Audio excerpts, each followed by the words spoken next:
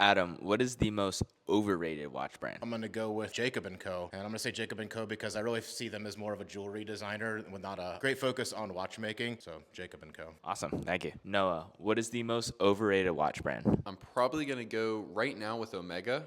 I personally love Omega. I own Omega. I wear it all the time, but their retails just keep getting more expensive. They came out with like some titanium $80,000 Aquaterra, and then the new Moon watches are almost 20 grand. It's getting a little ridiculous for it to be like a entry brand into luxury watchmaking. Sadly, going to have to say Omega.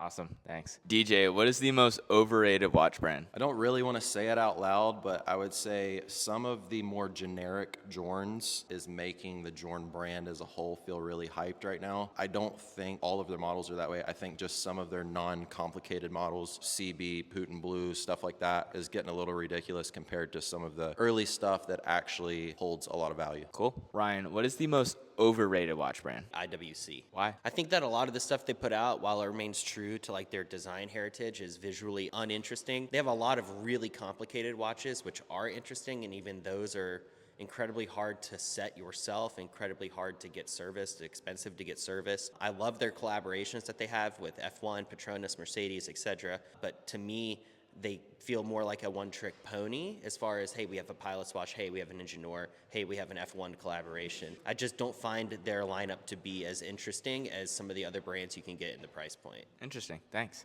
Jesse, what is the most overrated watch brand? Maybe a hot take, maybe not. I'm going to say Rolex. Not because the watches are not worth the quote-unquote overrating. They're amazing watches. I say they're overrated just because people associate them with luxury and wealth, and oftentimes a Rolex, you're not looking at it for its face value of what it is as a watch. You're looking at it as a status symbol.